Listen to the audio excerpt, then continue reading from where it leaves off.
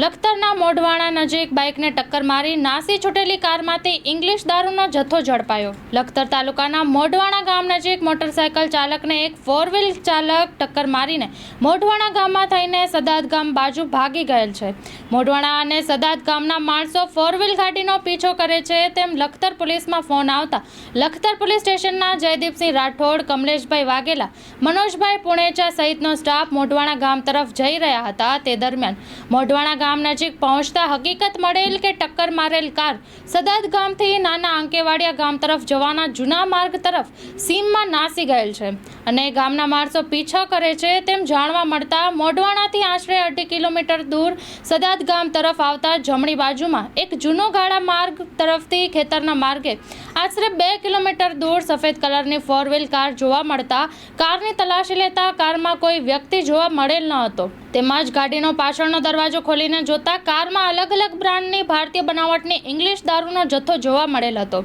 જે કારના ચાલકે ગેરકાયદેસર પાસ પરમિટ વગર પરપ્રાંતીય ઇંગ્લિશ દારૂની બોટલો કુલ નંગ 608 તથા કાર મળી